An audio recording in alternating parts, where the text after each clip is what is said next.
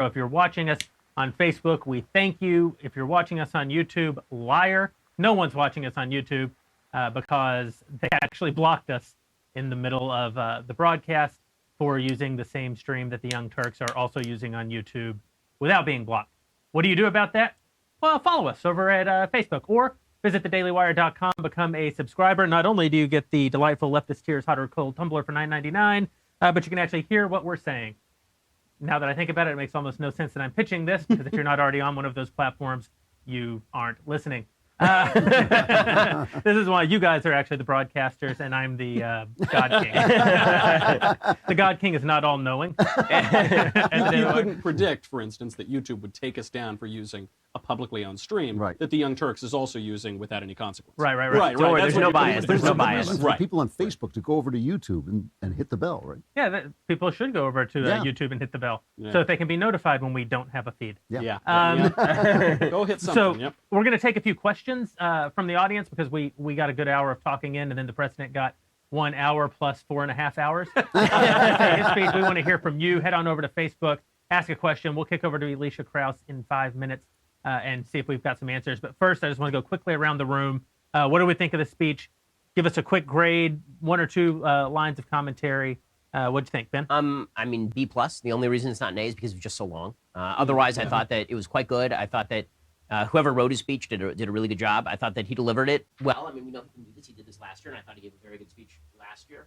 The big story of the night, of course, is that Mike Pence secretly sneaked around to all the Democrats' seat and put super glue on the actual seats, because they would not get up for anything. The national anthem, for war stories, for anything, for Chants of USA. They would not get up because they've determined that they are the anti-Trump party. They have no actual principles or anything they stand for. They just don't like Trump. So even when Trump is making overt calls for infrastructure plans Republicans generally hate, Democrats still won't get up and cheer for that, because like Hillary Clinton, they think they're going to run 100% anti-Trump. Obviously, the big moment of the night comes near the end. We'll see how many people actually saw it, with the North Korean refugee who holds up his crutches near the end, which is a dramatic flourish for sure. Yeah. And again, I think that he did a very good job of doing a shtick that I think that Obama did early on well and later lost, which was use unity lines and force the other side to take the non-unity side. So he'd say things like, protect Americans from crime, from illegal immigrants, and Democrats would boo him. And he'd say, well, let's all stand for the ability of terminal patients to be able to get drugs that they want to get at the end of their lives to try and forestall death. And Democrats would sit.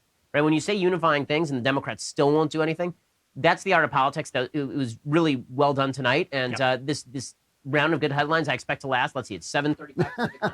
7:36. Until approximately 7:35 a.m. Pacific time tomorrow morning, at which point President Trump will tweet something, and we'll be back into the news cycle. Andrew, what do you think? I basically agree with that. I would give him an A+ for the first 30 minutes. After that, I don't think anybody was listening.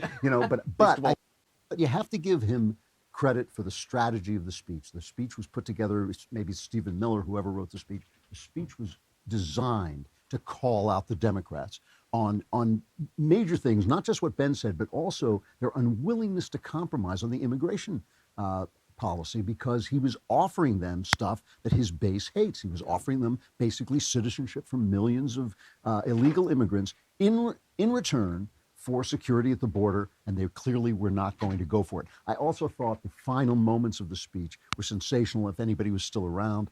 When you think back to Obama, the notion that the people of this country are the source of its, not just its strength, but also of its legitimacy, that had been lost for 8 years with Obama. He really always looked down upon the people of this country. He said himself, like, I would like to just get the experts in a room and solve all your problems. Trump looks to us to solve the problems. That is the American way. I don't know if anybody was listening to that peroration at the end, but it was absolutely, that was excellent. And I just thought the strategy of the speech was great. It did go long, and I just an hour 20 minutes. It's the second longest speech in the last half century. I think people you can't do that. You can't do that. People have. I mean, Trump should know that better than anybody, considering he's a 140 character guy. Like if he'd come out, 280. If that's true, 280 now. If he'd come out and given a 20-minute speech, he would never stop being elected. Yeah. Michael, what do you think? I am very pleased with Trump's performance of it. We're going to go to Elisha, honestly. No, I will say I'm very pleased with his performance. I'm very pleased with the writing. I'm much more pleased with the Democrats' performance because they sat down for jobs. They sat down not only for low unemployment, they sat down for low black unemployment. They sat down for welders. They sat down for the national anthem. They sat down for the national anthem. Low black unemployment. Low black unemployment. For the flag, they sat down because they had to. And I really think we all should give Trump or whoever wrote the speech or whatever credit, because he left them no choice but to sit for every one of those. And it was beautiful. I agree. And he did such a spectacular job, and they did such a tone-deaf performance from people who are usually pretty good at showbiz, right? The Democrats have us beat there until we elected Donald Trump. That they think that they can sit for things. They even sat for things that are typically their issues. They sat for infrastructure. They sat for paid maternity leave. They they sat, as you said, they sat for basically amnesty. Those who Donald Trump would destroy, he first makes mad. Well, now we want to hear what you have to say about the speech. We're going to kick it over to our very own designated survivor. As you know, during the State of the Union, the president picks one member of his cabinet to sit outside of the blast radius of your average nuclear warhead. We do the same. Elisha Krauss in the Daily Wire bunker. How's it going over there? Pretty good. All safe over here. Jared and I are fine. We're taking questions from the audience on Facebook because, as you said, we're shut down on YouTube. But more about that later. And we have lots of fun responses and questions from people. People really don't want to hear you guys talk about the State of the Union. They want to know if Michael Knowles is wearing a clip-on tie. I'm not going to undo this tie yet because I will say, they don't make novelty ties in like pure silk, so it's pretty starchy. But this was done all by my own mano. I have never known Michael Knowles to wear a clip-on. I watched absolutely him tie. not. I will vouch for Knowles. Seth has a little more serious question for Ben. He wants to know, what kind of scotch are you drinking? Actually, it's a multi-question question. What kind of scotch are you drinking? Do you enjoy it? Is it neat or on the rocks? And is it kosher? Oh, yeah. Okay, You told us they were going to ask. I said this before the broadcast. I said we have to get kosher whiskey because otherwise someone will ask about it. So yes, this is kosher whiskey. I looked it up beforehand. It is Jameson's. And I had Jeremy tell me how to drink it because I'm not man enough to know on my own. So Jeremy popped an ice cube in here. And, that is 18-year-old sherry cask finished Jameson. How much do I like it? Well, let's just say that it was this high before, and it is this high now. So I love it. It's fantastic. All right, next question is for Andrew. Andrew, Sarah wants to know, if you were President Klavan, so if this had been your State of the Union tonight, and the three men in that room plus moi in the bunker were in your cabinet, who would be in which position? Wait, the three men here? Yes. I would just be asking them questions. I would just tell me what to do. I have no idea what I'm doing next. So what would their cabinet positions be? Yeah. That's it. All right, let's see. I would put Ben in any position where he could kill people. Because I think that he would do it relentlessly and without any emotion whatsoever. And of course I would put Knowles in the press. He would be the press secretary. He can say nothing better than anyone on earth. Jeremy would be the God King because he is the God King of the Daily Wire. And me? They did include me. I mean, is there they any included job? You. Okay, yes, I would definitely put Secretary you, of Commerce. Secretary. I was going to say education, but I think that's better. Oh, snap. Okay. This is because I was homeschooled, right? The first homeschooled Secretary of Education. That's right. There we go. My first thing would be to close it, just like Rick Perry wanted to do. Exactly. Yeah. Camilla? I'd close all of the ones that Rick Perry wanted to close and half the ones that he didn't remember. Camilla has a question for our God King. Of course, both of those are with lowercase because we're not blasphemous around here. No. She says, "Dear God King, are you concerned about the negative health effects from all that secondhand smoke on the set?" I think that answers the question. I fear secondhand cigarette smoke, which has now killed officially more people than heterosexual AIDS. That should answer your question, I think. Yeah, right? I think we're already there. As I said at the beginning of the broadcast, all things in moderation. One nice thing about delicious Cuban cigars is that you don't inhale the smoke. One bad thing about smoking in my office is you do inhale all of the secondhand, I get smoke. all of the cost and none of the benefit. Yeah. So I worry most for Ben. The rest of us probably deserve what we get. You're on the job. I mean, most of the harm goes to the wallet rather than to the lungs. Yeah, so that's right. Margot has a question for everybody, and she wants to know, do Ben, Andrew, and Michael, do everybody watch each other's shows? Yeah, Yeah, definitely. absolutely. No. Honestly, though, No. Oh no, honestly, no, of course not. But I mean, we're lying. I thought we were lying. I'm sorry. Ben watches every second of my show to find the moment to fire me. He's looking for the moment. I know. I'm exploring. It's all about His every thought is fixed upon the ring. Jeremy is the God King of the Daily Wire, and each morning I bring an offering to his office. I actually burn a full cow in his office in the hopes that one day he'll allow me to fire Knowles, but thus far unsuccessful. Okay, so speaking of Knowles, who we all want fired, Shrewd wants to know, is it true that if he stands in front of the mirror and repeats reasons to vote for Democrats 5 times, that Michael Knowles will appear? That's true. It is true. You know, John Podhoretz tweeted at us, actually. I don't know if you saw this on Twitter. Mm-hmm. He said, what is up with the Davenport that has fake books in it? I guess I didn't look at the books over there, but I will say this. Fake books have been very good to me. I'm going to put a lot of my betting on fake books. And our final question for now, because we'll be doing another round of these later, Emmanuel wants to know, guys, what's up with the vegetable platter? It looks totally untouched. What's the deal? Well, that's how you know we're men. Hey, send it over to me. I love anything with ranch dip. Oh, I will. You can have it. Yeah, I'll you can here's have it. I'll Yeah. here's Cigars are a vegetable, aren't they? I think they count as a cigars vegetable. do count as a vegetable. Yeah. Elisha, thank you. We'll see you in a bit. Yeah. So we're standing by for one of 17 and a half Democrat rebuttals to the speech, and I think that it's fair. Do we know which ones we're going to watch? Do we have a preview of Joe Kennedy's? We may have a preview of Joe Kennedy's. Did we pull the preview for Joe Kennedy's speech? Okay. Well, if we do, then we'll bring that up shortly. This is So Joe exclusive Kennedy to the Daily III. Wire. Exclusive It is to the Daily exclusive. Wire. So Joe Yeah. Kennedy III. Yeah, here we have a preview of that actual rebuttal. So here it is.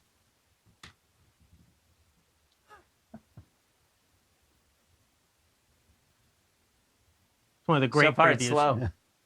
Those can be the difference between guilt and innocence. Those can be the difference between guilt and innocence. Those can be the difference. Well, there it is. There's the preview of the Joe Kennedy III In the family tradition. rebuttal speech. One of the things I love about America is that anyone can be president if your last name is Kennedy, Clinton, Obama, or Trump, and Bush. If your last name is one of those things, That's then you true. are You great. can grow up What and I be love is that the Democrats were like, we need a fresh face. Anywhere, a fresh face. You know, something we've never. Joe Kennedy III. That's where we're going. Well, Let's get him. you know, Ben, there's a curse for the State of the Union response. No one's ever given a good one, either party. And who better to break a curse than a member of the Kennedy family? Oh, that's not nice. Oh, there he is, stepping up. We know he's good at politics because his last name's Kennedy. Yeah. Boy, he looks awful. Yeah. You remember that? You remember the Kennedy-Nixon debate? He learned all the wrong lessons. Yeah, somebody tells me the milkman was a Nixon. Should we listen to Mayor Quimby or? Carry on that rich legacy. Speaking in a warehouse in front of the cop. Stage musician. All over Massachusetts, isn't there where Lizzie Borden Like many killed- American hometowns, Fall River has faced its share of storms. But the people here Borden. are tough. They fight for each other. They pull for their city. It is a fitting place to gather as our nation reflects on the state of our union. Okay, he stinks, so we don't even have to Yeah, watch we- this. This is a difficult task. We can quiet Many this fellow. have spent He's the last actually year garbage. He's really bad at this. Anxious, I really feel like the vast Angry. majority of people are tuning in to hear Afraid. us not talk about the State of the Union. Yeah, let's not do Here- that. Here we are. feel the Alrighty. fractured Hey guys, kill him. fault Yeah. lines. Yeah, we Well, don't- hey, But yeah, hey, that's let's. not nothing to say about Kennedy. Whoa, whoa. Just Just gonna shoot him in the say- hotel. That was broadcasting talk, folks. Wow. He did not mean that in any literal fashion, guys. Wow. Ouch. Gotta be careful. Man. So, I do love that. I love the Democrats' intersectionality routine. You know what? It's the year of the women. It's the year of black people. It's the year of Hispanics. Joe Bring Kennedy. on the white guy. Bring in the rich whitest white guy. human Bring him being in. that has Alice, ever the lived. And what is with the drool on the side of his mouth? I mean, I know. Like can him and you not Wilbur drool? Ross. I mean, you know, Marco Rubio got like killed for drinking water. This guy's drooling. In fairness, Well, I mean, he doesn't on- have Jess to come make him look pretty like we do. well, also, I mean, Marco Rubio got killed for drinking water. If a Kennedy drank water, it would be the first time. Just the water of life. Yeah, that's right. yeah. This, Low to is, be- this yeah. isn't water. So he's just going to keep on going here, and we'll just make fun of him. So that'll be a party. The Democrat, but what a thankless job any State of the Union, Yeah, right? that's true. Horrible job to do the rebuttal. I feel like the Republicans should never do a rebuttal, just yield the time back Yeah. to the gentleman from wherever. But especially tonight, when the Democrats exactly. basically abstained from the speech. Yeah. They couldn't even support their own ideas when uttered by the president. What's a guy like But this? you know, the problem with the Democrats now is that the way they sat down for jobs, for America, for the flag, that actually represents a large swath of the Democrat Party. It's not an accident. It is not an accident. They don't stand for the flag. They don't stand, people have been tweeting, oh, blacks have jobs. So what? Donald Trump said something, about Charlottesville.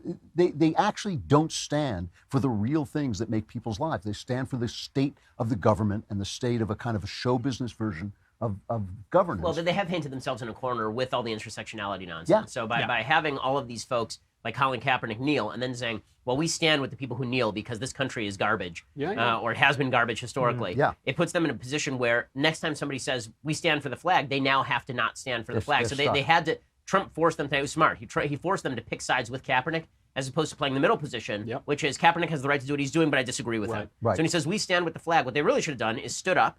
And then later, they should have said, listen, we all stand for the flag, but if somebody wants to not stand for the flag, they're up. But they couldn't do that because they'd be alienating their own base.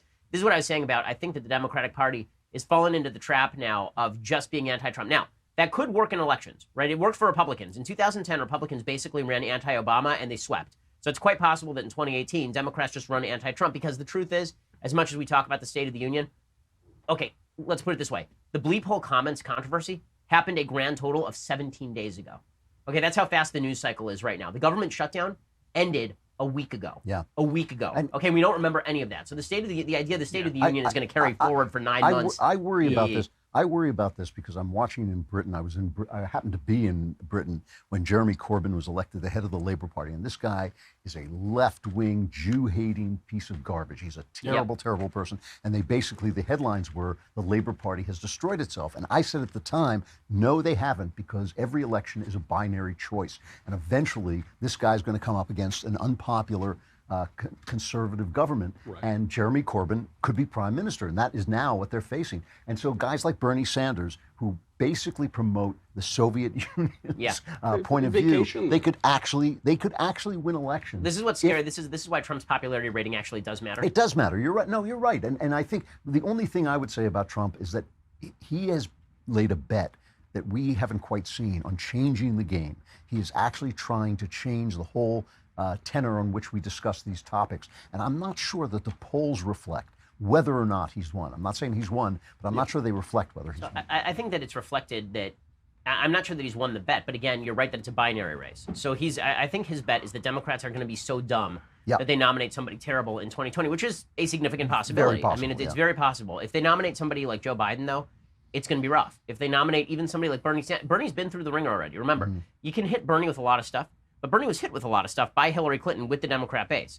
So, I think that Trump would go right at Bernie, but I'm not sure Bernie doesn't go right at Trump. So I just think that I remember after 2004, after Bush won re-election, I wrote a column where I thought Republicans are never going to lose again. I mean, we won 3 straight elections, won 2000, won 2002. He won re-election in 2004, even though he lost the popular vote in 2000. I figured we're on a roll. This could be an era of dominance for Republicans. And I get the same feeling among a lot of Republicans now who just, they want it to be true. It's like, we're never going to lose again. Well, Democrats until 5 minutes ago thought the same thing, that they were never going to lose again. And that's just not the way that politics works. You're absolutely right. But it does get to my central theory of the left, which is that they want the appearance of the thing, but not the essence of the thing. So they want a president who looks like a president. Barack Obama, he talked like a good president. The Kennedys, they look like good, but they aren't the husk of the thing. And what's unfortunate, a little bit for us sometimes, is Donald Trump doesn't look like the president. He doesn't talk like the president. He doesn't behave like the president.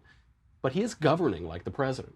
And that's a real dichotomy. I've never seen it so clearly in American politics. And I don't know which way we're going to go. It's a superficial culture. So. The fact that I think that the way we're going to go is the way we don't want to go, because we're getting precisely the reverse of what you would think, meaning that Trump is a visual president, right? He was the guy who was a reality TV star. He had no experience in politics. He wasn't the guy. He wasn't Paul Ryan. He wasn't a substance guy. Trump is proof positive that Americans want the image of something, whether that's the image of the president or whether it's the image of just imagery. They want the image. And so the question is less image over substance than which image do Americans want. And in that moment in 2016, what they really, I still believe that the 2016 election, we give Trump all sorts of props, and he deserves props for visiting states that people like me thought he was a fool to spend time in, Wisconsin and Michigan, or Pennsylvania. Pennsylvania. But but that election to me was still about the awfulness of Hillary Clinton much more than it was about the quality of Donald Trump as a candidate, because Hillary Clinton did not pull in flies. She could not get flies. I mean, it was, and there's a reason. Did you see that during the State of the Union, she released a huge Facebook statement? Literally, during the State of the Union, she released a huge Facebook statement about how it was wrong of her to have not fired that guy for sexually harassing the help. Oh, really? Yeah, she released. I mean, ultimate document Trump. Yeah, exactly. but you know, you can't. I agree with you that image means so much in this age of media, and as it has since Nixon, Kennedy. But reality does get a vote. You can't exclude the fact that the economy is better, that people do have jobs, and people know when they have jobs. You know, it's not like you can have the media telling you that, oh, the Obama economy was great, but people knew it wasn't. And wages are going up, and bonuses are going up, and jobs are going up, and I think that's going to have an effect. Wages are important. I don't want to be the pessimist in the room, but that is my designated job. Yeah, exactly. That's what do you mean you don't want to be? That's like saying you don't want to be. I don't want to be reality guy, but I don't want to be Ben Shapiro. I was born this way, in the words of a famous thinker. But here's the thing about the way the economy affects elections, in my opinion. A bad economy will kill a president. A good economy doesn't necessarily save one. Right. So in 1992, the economy was already recovering by the time H.W. ran for re-election, and he lost. In 2012, the economy was recovering, but it wasn't that great, and Obama won. In 1980, the economy sucked, so Carter lost. But a good economy is not a guarantee that you actually win re-election. So look, does it help? Yes, but the economy is also a precarious thing, and I can't shake the feeling. Maybe it's just a feeling because I'm not looking at the underlying fundamentals when I say this. Every 8 to 10 years in the country, there's some sort of recession, right? It happened in 2000, it happened in 2008, which means we're kind of overdue, right? Which means it's 2018. So maybe this lasts another 4 years, or maybe we go another 2 years and an economic crisis hits us from a direction we don't know. So if we're betting on just that, then I didn't mean to limit it to the economy. I meant reality in general. I mean, one of the things that Trump does that for me is an incredible relief after 8 years of Obama lecturing us and telling us that's not who we are, as if we are somehow better than other people. We're not. Our ideas are better than other people, but we are just people. To have Trump basically laud this country, laud the people of America, laud our history, laud our traditions. I agree with this. I think that this is an important thing, and I did have this experience when I was in New York over Christmas of people looking me in the eye and aggressively in New York wishing me Merry Christmas. Merry Christmas. You know, and it has, and look, in right-wing circles, this stuff has become sort of an in-joke and a password. But I think that what you are right about, more than the Merry Christmas stuff, is the idea that, and Trump said it and he was right, that the president is given all sorts of credit when the economy is good and given all sorts of blame when the economy is bad. It's really nonsense. The truth is that the president usually has very little to do with the economic status of the country. It's usually a delayed effect for 3 or 4 years. I mean, the idea that you're going to attribute Clinton's growth to not Reagan and Bush, but just to Clinton is just silly. But that's not a rip on Trump. What it is saying is when Trump said that America needs a cheerleader, one of the things that the president can do that's effective is he can make business people feel comfortable. And this is one thing Trump has done really well. What the business community wants, even more than the tax cuts, because the economy is growing before the tax cuts, one of the things the business community feels like is, at least we know he's not going to clock us across the face from some direction we don't know. Right? With Obama, any minute you felt like he could take the regulatory state and hit you with a brick. And the people feel this too. The people are tired of having us apologize for what is, after all, the engine of democracy. What is still, this country is still the only reason any human being who is politically that's why the North free, Korean section worked so well tonight in his speech. I want to challenge. I typically agree with Ben on these questions, but while I agree that historically economic trends take a long time, we have seen something in this presidency which is an immediate response. Immediately upon his election, the stock market began to surge. Immediately upon the passage consumer confidence. Consumer confidence. Immediately upon passage of the tax cuts, companies started announcing that they would repatriate funds into the country. Companies started giving bonuses to their employees. This is, in other words, there is there's a difference in kind. You're sort of suggesting. Well, what I'm suggesting is that the economy is playing politics right now in a way that we have not historically seen. So I agree with that in part. I think that it would be a mistake to attribute the entire stock market surge to Trump, because I was there when Obama was president, wasn't that long ago, and we were saying, yes, the economy, look, when Obama took over, the stock market was at 9,000. When he left, the stock market was at 17. Right. So for us to sit around and go, well, the stock market only grew under Trump is obviously not true. But to Jeremy's point, some of it discrete things. The IMF said tax reform helped. We know some money's coming back. Some things you can attribute to Trump. I think the biggest thing that you can attribute to Trump is not even the tax cuts. Well, we'll see the effects over the coming years. I think that what's happening now is the companies are getting smart, and what they're doing is they're saying to their employees, look, economic policies matter. And so it's not that Apple saw a giant infusion of cash immediately enter their coffers That's right. as soon as the tax cut went through. It was them saying to their workers, listen, tax cuts are good for us, and over the next couple of years, we're going to feel it. So here's a $1,000 check now. So you link the two things, right? We're not going to wait for the company to grow over the next 2 years, and then you'll have to sort of intuit and people that something did good not happens. Trust, So they did not that's trust smart. Obama. They kept their money This is the big offshore, thing, right? And This it's a is- huge I agree. deal that all this money is going to come back. Trump is right about this. He has basically said, hey, we're open for business. And businessmen like that. They like us being open for I mean, business. this is the truth untold- is, and they even, don't want to be in other even countries. high This is a good taxes, country. even Yeah. high taxes are survivable if there's tax stability. Yeah. Yeah. And the Right. problem That's during the right. Obama And- era, and especially through regulatory regulation, stability. Yeah. especially with regulations, people Yeah. had no idea what was going to happen. Well, with this is everything. why I think that, the economy, barring some sort of exigent circumstance, it should remain decent so long as Trump doesn't cater to the middle. Now, this is what's interesting. What we saw tonight is actually the best indicator that Trump is going to have to remain in the conservative circle, right? So one of the things that I think I feared, I know Jeremy feared, was that Me you too. feared too, Yeah, right? yeah, yeah. If Trump is president and the Democrats take over Congress, he tacks to the center, right? He starts to triangulate and he starts to try to cut deals with Democrats. It ain't happening because the Democrats Because they won't have won't it. let It's him. not They about won't let Trump, him do right? it, yeah. You saw that tonight. He offered a couple of things that Democrats have been hungry for, right? $1.5 trillion in infrastructure spending. Yeah. And the Democrats are sitting on their hands. Right. He's talking about legalizing 2 million illegal immigrants and bringing 4 million additional, right? He didn't even talk about the legal immigrants that are coming in. Right. He said he's going to end chain migration. Mark Krikorian is spitting mad because Mark Krikorian of the Center for Immigration Studies, he says, yeah, the problem is when he says he's going to end chain migration, everybody who's currently on the chain migration waiting list gets in. Right. Okay, so the Tom Cotton plan originally cut off the chain migration waiting list at people who are on the list for the next year, but everybody else has to pull their fund, they get their money back and their applications go away. Trump hasn't done that in his proposal. So that means for 17 more years, people who are on that chain migration waiting list get in. That's 4 million additional legal immigrants coming into the country. In addition to 3.6 million dreamers. In addition to the dreamers. Right, in addition to the 1.8 million dreamers, which is bigger than DACA, right? Because DACA was only, like what he did That's is right. DACA only applied to the people who have actually registered with the federal government. He says he wants to do it for all the dreamers, which is people who haven't even registered with the government yet. So he's offering all of these what do you call it? Leaf. Fig leaf. He's offering Olive branch. an olive branch. That's what I'm looking for. Thank you. He's offering all these olive branches to Democrats, and they're spitting in his face, which means that if they take over in 2018, it's going to be interminable investigations. We're going to get Democrats going after him on sexual harassment and sexual abuse. They're going to investigate his finances. Yeah. They're going to force Ivanka and Jared to come and testify in front of Congress. They're going to subpoena everyone and everything. They're That going did to get not a work secretary. well. That was not a good look for the Republicans under Clinton, though. Yeah, well, they didn't have the media on their side either. I mean, it'll be interesting to see, when the media are hammering away, and when Ross Perot doesn't run, right? I mean, the fact is that Ross Perot really shivved the Republicans a couple of times in 92 and 96. Yeah, that's right. If there's no third party candidate in 92 or 96, then Bill Clinton's never president. So we'll have to see what happens. Yeah. But the good news is for the economy, Trump will not sign anything they send his way. Right. Because he's not going to cut a deal with them, right? He's not. Well, I think they're not going to cut a deal with They Trump. won't send anything The his entire way. offer, it seems to me, is a trap. I mean, he's making this offer because he knows. I agree with you. Schumer has telegraphed that he will not accept it. So now he can go on Twitter, which remember, Twitter, He already did it, yeah. Twitter is like 1 million times what the New York Times circulation is.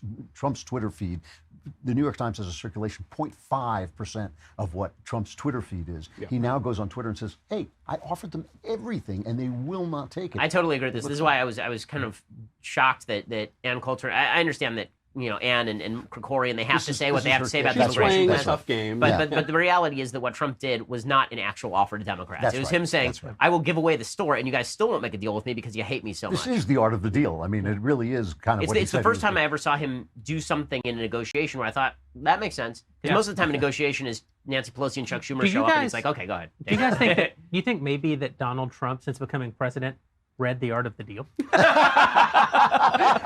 We're going to kick it back to Elisha, see what you have to say about it. Remember, if you're watching us on Facebook, to go up and hit follow so that you help us get our messaging to you. And even beyond hitting follow, if you already do follow us, go into your settings and make sure you receive notifications from us so that we can actually reach you in this age of conservative censorship. And Elisha, are you with us? Yeah, I'm here. What you got? We got tons of questions, but most importantly, Edward has a question for Ben that I don't think any of us have the answer to. Ben, Edward wants to know, what does your wife do for a living?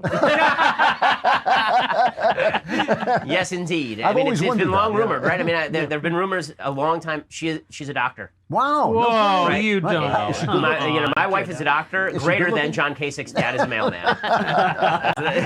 Do you know the most amazing? Elisha should know this, by the way. Her kid was sick over Yep. the weekend, and she actually texted my wife for medical advice. And, So. it was after sundown on Saturday because some people tweeted that to me, and I was like, "Don't worry, they're good Jews. They didn't break Sabbath." Well, to help me out." if it was a life-threatening situation, she'd answer you even on the That's Sabbath. right. That's how it works. Yeah. No, it was fine, and she's a very good doctor. I will definitely go to her, once my covered California kicks in. Just kidding. Nate asks of Michael, I'm going into political science as a college major. What tips do you have for me as I go into the leftist world of academia? My first one is do not major in political science. That is my first. That's as much economic advice. That's right. Yeah, that's certainly economic advice. Sometimes political science majors do well. Barack Obama, Ben Shapiro, people have risen to great heights doing political science. I prefer history. I think political science used to be a good field. I think now they've mostly weeded out the political philosophy aspect of it, which is the really substantive aspect of it. So my advice to you is to study the ancients. I think we would all agree with that. Don't just study modern political science. You mean like the Beatles? Like the Beatles, Bob Dylan is a good one, Jay-Z. He's almost ancient at this point. Yeah. Classic rock. Study them, and study what would have been the classical aspects of liberal education too, and then and probably keep your head down and your mouth shut because you might have a little bit of trouble in college these days if you voice your opinions. All right. Eric has a question for our God King, Jeremy Boring. God King, you seem insightful and borderline omniscient. So do you think that Democrats... He's the God King, yeah. He wants to know, do you think that Democrats actually believe that sitting for both the anthem and God is a winning political strategy? I think that Donald Trump should have actually broken into the national anthem and forced them all to kneel. That would have been like the greatest moment. What if he had actually played the end of Dinesh's movie? Where we have God Bless planes America going angels over going it. over. I always wonder why don't they do like an AV State of the Union? They could do that now, like bring down a Why big not? screen. Yeah. I think it'd be fun. Yeah. Like we could do that, fire people on national TV. By the way, I do like this comment from Twitter. Bravo to the Democratic advanced staffer who decided to put Kennedy in front of a broken car on national TV. Just genius move right there. Yeah, I do think that I think that they are so in their bubble of partisanship, which is something that I think we have to be careful about as well. That there's A bubble? What are you talking about? No. they're so deeply in that I think they honestly believe that people are sitting at home slow clapping them for keeping their seats. And what they're forgetting is the lessons. As I said before, they're typically so much better at media than we are, so much better at showmanship than we are. But Trump's a carnival barker from way back. He's just got their number, and so they're forgetting the things that they know. And one of those is that you can't compete with the momentum of the speech. Sitting the way they did is sort of like giving the rebuttal to the State of the Union. You lose automatically.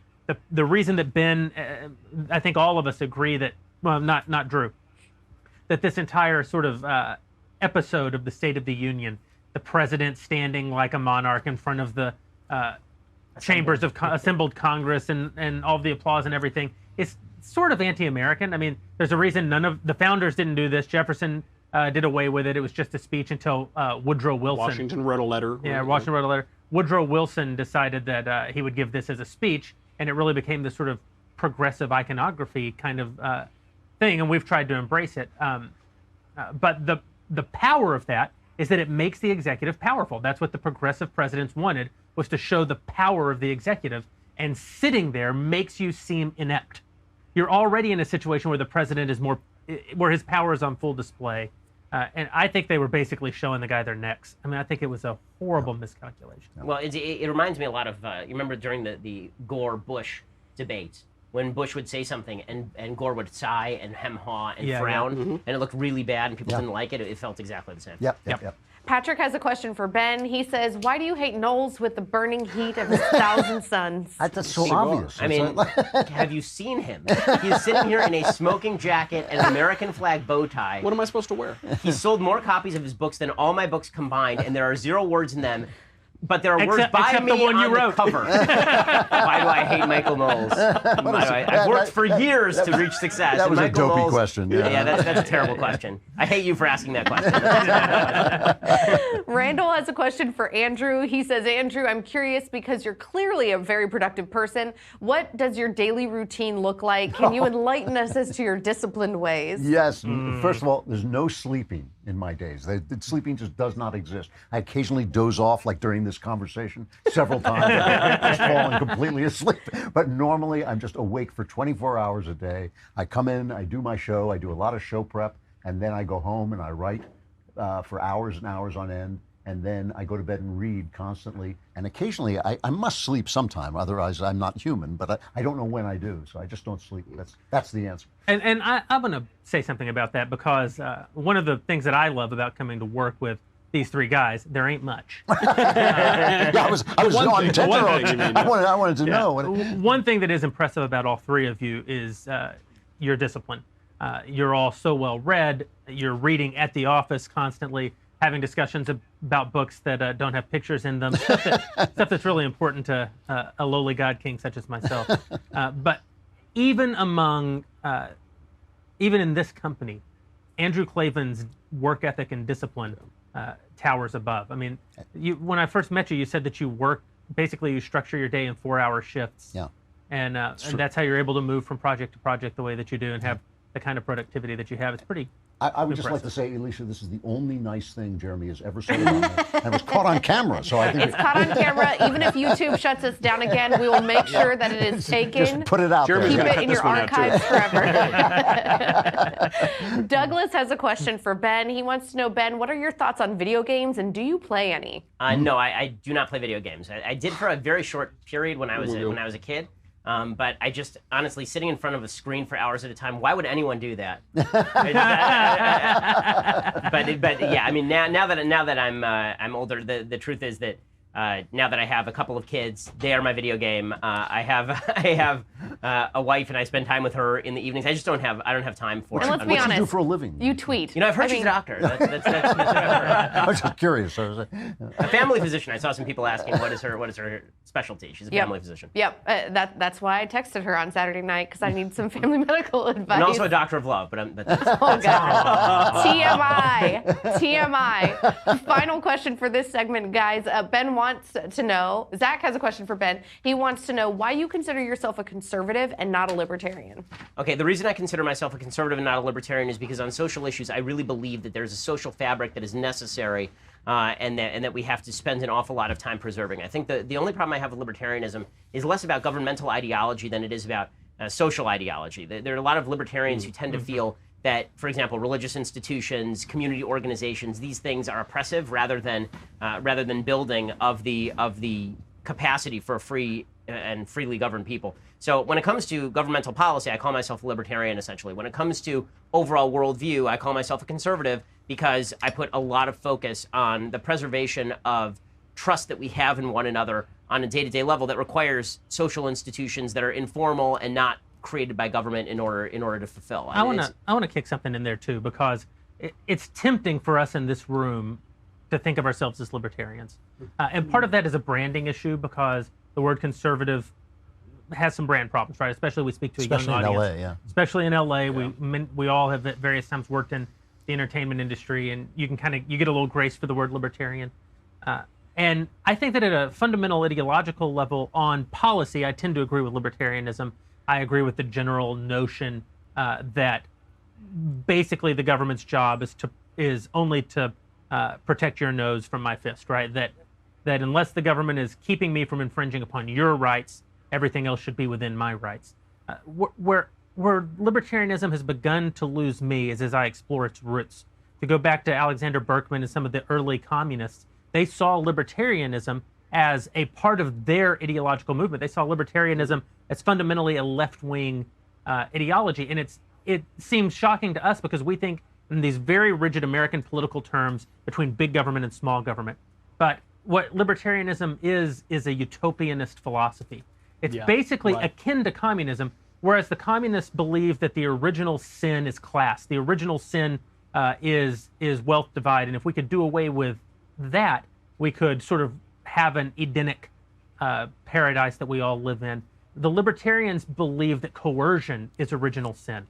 And I think that what makes us conservatives, the four men in this room, is that we believe that original sin is that thing that happened in the garden where man sought to usurp God. You're here. God Right. brought you libertarians. Absolutely right. And so we don't have a utopianist view. None of us believe that if the government gets smaller, the world would be perfect. That's right. None of us believe that if we outlaw abortion, we'll live in a land of happiness and apples.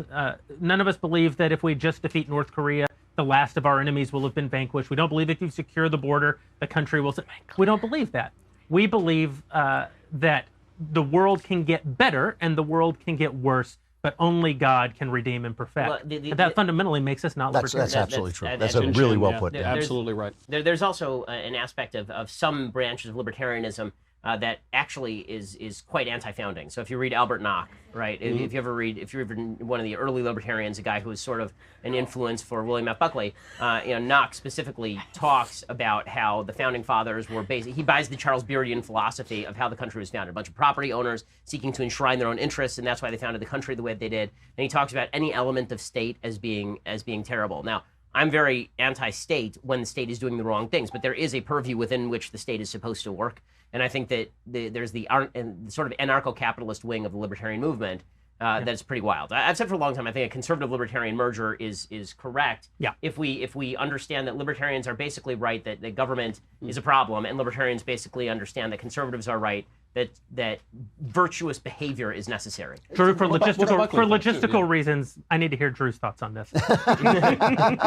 Well, I mean, I think the question is, what is the government's role, and what is the people's role? And I think that's what it comes down to. We all believe in the family. We all believe in the structure of sexual restraint.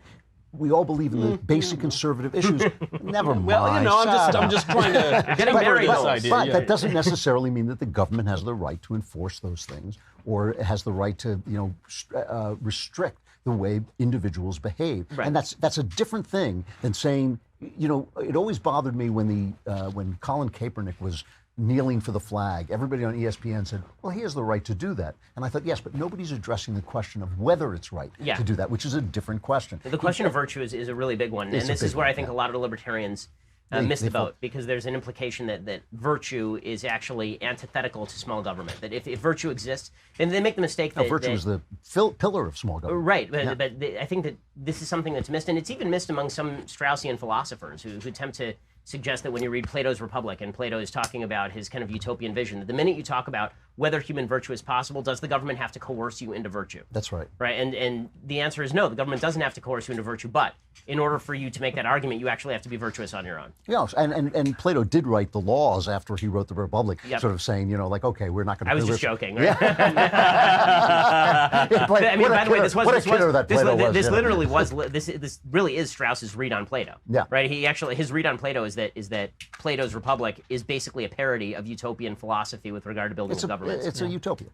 So, very happy to announce that we have one guest. We sought the best and the brightest in the conservative movement. They all turned us down. And then we called our friend Dennis Prager, and we promised him there was a cigar. That was it. It was the cigar that did it. Well, that was a big factor, I have to say. What is it, actually? That is a Bolivar From Bellicosa Cuba. Fino. Yes, you guys are into Brought Cuba. by our very own hands. Dennis is not a Cuban cigar fan. I have wagered that the only Cuban cigar you would actually enjoy is this one. It's the most robust Cuban cigar, the Bellicosa No, Fino. so far so good. And if you don't like Just it, in case. we do have a Padron, which we will swap out just for in you. case. But you wanted me to try I this. wanted you to try this. How are you, everybody? Good. It's good to see you, Dennis. Yeah. Good to be here. Do you saw the know speech? that I welled up in tears a few times during the address? Oh.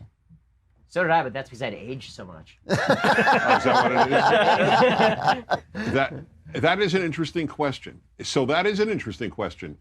Is it my age, or is it that it was particularly heartrending stuff? When the Korean young man waved the crutches, I don't know how, Koreans, like most Asians, are very controlled. Yep. They don't emote easily. He was fighting back tears that the American people were cheering him, that he got to freedom. I don't know how you don't well up. I mean, there are very few times the left and right can agree. I think there are unbridgeable divides between them. But if that didn't move you, there is something wrong with you emotionally and morally. Yeah. The warm beers, what their sons suffered. Yeah. Yeah. The couples who lost their kids to the gangs. I mean, these were powerful moments, and they're all fighting back tears. Maybe it happens all the time. I usually tend to read SOTUs and State of the Union addresses, and so maybe that's why, I think this was particularly moving. But so I'm asking you, was it? I think it was, and I also think it's important that Trump understands the power of that. When you listen to the Democrats talk about immigration specifically, they never talk about the rule of law. They never talk about the theory of what makes a nation a nation. They only talk about the emotion of individuals. And Trump basically plays their game right back at them. The story. Saying, yes, here's a sad-eyed immigrant, but here is also a sad-eyed person who lost a child to an illegal immigrant. And how about Americans are dreamers too? And that was the line. Was that an awesome line? Yeah. Although it didn't match Jeremy's line when the guy held up his crutches and Jeremy said, "God bless us, everyone," which I thought was profound, the most cynical moment, but also the funniest moment of this movie. And profound. And Jeremy. This is why we'll follow him anywhere. By the way, what is this? I see your name come up on the screen. It says God King. Yeah. I don't have a problem with that. I have to understand, how did that originate? Are you Pharaoh? I mean, the last God King. I'm just doing a commentary on Exodus. Yeah, it is probably one of these be careful what you wish for sort of titles. Yeah. I will say, though, that I did not anoint myself God King. No, Andrew Klavan. It was me. Came up with God King. And I did mean it, like an ancient ruler of Egypt, not like an actual god. And by the way, Dennis, if you are here, Pharaoh, if you are here to free your people, we've been trying to get out of here. Please take us away. Yeah. Well, did you hear the Kennedy response? The first 30 seconds of it. Okay, so let me tell you. Just kind of went off a bridge for me. Yeah. No, it's actually, I have nothing funny to say about that speech. It was disgusting. Yeah. It was demagogic in the extreme. No, we didn't hear it. What did he say? I'll give you the worst of his all demagoguery speech. You build the wall, our generation will tear it down. Wow. Just what I wrote in my syndicated column today, why the left is forever more immigrants. They don't believe in the nation state. Yeah. That is what this guy doesn't believe in, the nation state. The left has never done it. Proletariat of the world unite. Not Germans unite, not Russians unite. Workers of the world unite. That's the end of the Communist Manifesto. Leftism never believed in the nation state. I'm sure you all know a Superman gave up his American citizenship in the comic strip just a few years ago. He's now a citizen of the world. That's right. This is what they believe in. But our team doesn't campaign on this. We don't educate America. Please understand, this guy Kennedy represents the Democratic Party, which doesn't believe in borders. Do you understand that, Americans? That's the issue. This comes on the heels of a speech in which the Democrat, as we've been discussing, sat for the national anthem, sat for the flag. Who sat for it? Who? If you were watching the State of the Union. Yeah, I did. Yeah, go on. There was an applause line for the flag. Oh, that's right. Yes. An applause line for the anthem. They sat. An applause line for American prosperity. They sat. That's right. They think even that what the black saying, unemployment rate, the black representative sat. Why would black people need jobs? They think they're sitting in opposition to Trump, but they're actually revealing what you're saying. That's exactly They don't believe in America. They don't believe in patriotism. They don't believe in. I hope that people see that, because I think we all in this room agree on that. But I think that they don't see it. You need to educate them. All of us do. Yeah. Well, for sure. But I think that this is the job that the media has done so well, is we all revolve around the pole of Trump. Right? I mean, Trump is the center of gravity now. And so that means that everything on the right and the left has been reflected through the prism of how does this affect President Trump and his administration, as opposed to what do Democrats actually think, and is this revealing of their thinking, or is it more that they're just opposing Trump personally? Because they're trying to use Trump's personal unpopularity as a club to beat ideas that are actually good.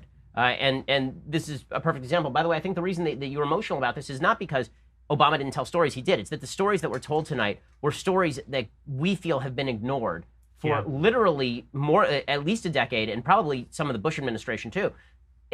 Maybe longer than that.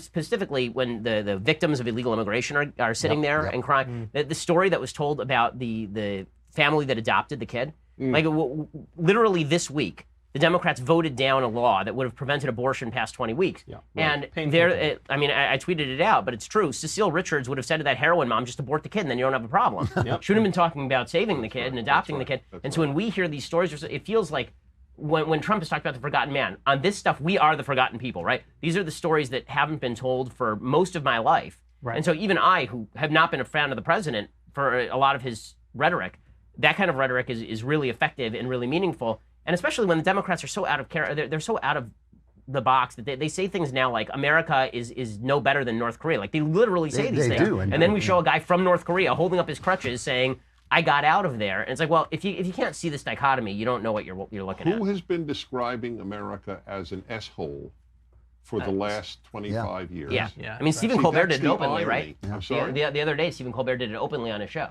Is that right? Oh, well, because after Trump made the S-hole comment about other countries, and which, by the way, it is inarguably true that there are other countries that are S-holes. You wrote that in your piece. I quoted it. Yeah. It was well said. I mean, there's just no question about it. But Stephen Colbert got up and said, America's the real S-hole because we elected Trump.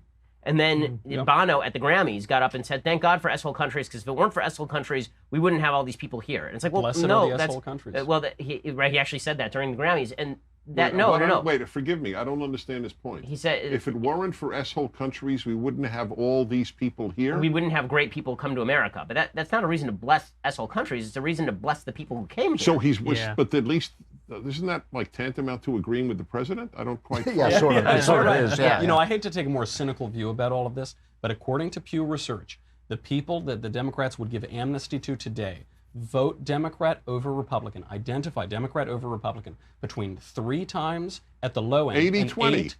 80-20. It is up to 8.75 times more likely at the high end. Yes. That is the height of demagoguery. Totally. But Dennis, with something you said about the idea of borders and the idea of countries specifically, there's no question. None of us would disagree that this is becoming a global world. I mean, there's no way to stop it becoming a global world. I can go on the computer and talk to somebody across the world in a minute. The question is, what does that look like? Does that look like one bland, complete, one people with one idea and no competition? What Trump is basically saying is, we're in the business of America. Okay, it's a global market. Our market is America. Our business is America. And that is a very powerful idea. I mean, that's an idea. This is one group that I feel comfortable quoting the Bible to. that alone, I have to say, is so rare. I'm levitating. God blesses Abraham and says, through you, and this is fascinating, will be blessed all the families of the earth and all the nations of the earth. For those of us who believe that this stuff isn't a fairy tale, God's ideal is indeed that the world has families, and by that is meant a nuclear family, biblically speaking, and nations. Yeah.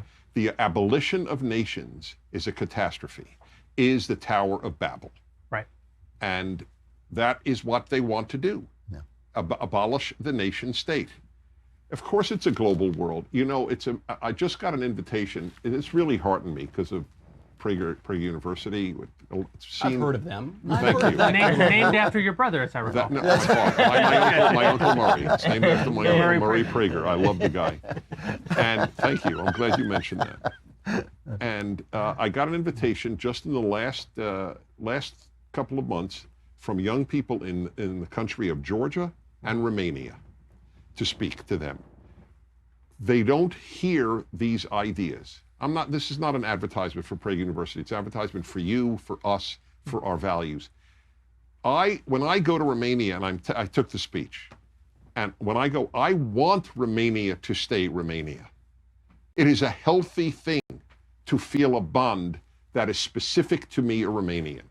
But to the left, what I just said is quasi-fascism. Yeah, that's right. Yeah. So in the New Testament, Paul says that in Christ, there's neither male nor female, Jew nor Greek, slave nor free. And one of my thoughts about the left is, if it's a Christian virtue to think that that God will one day redeem the world in such a way that those boundaries won't exist between us anymore. What the left wants to do is put together things that God has separated without God. Always, and so when you always, take right, God out of that equation, there is no redemption in putting those things back together. You know, the removal of the nation as a secular, of the nation state as a secular exercise isn't holy. It's not part of what I would see as the design of the earth. The earth as designed was separated by God. Only he had the right to separate it. Only he has the right in his own time to put it back together. That's but the left, we were talking before you walked in about the utopianism of libertarianism. I heard it. Yep.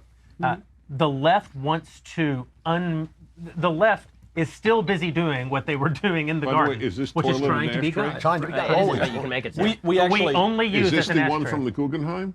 Are you familiar with that one? The Tate, yeah. I think We No, it's the Guggenheim. it's a Guggenheim. I'm sorry. Oh, they offer the.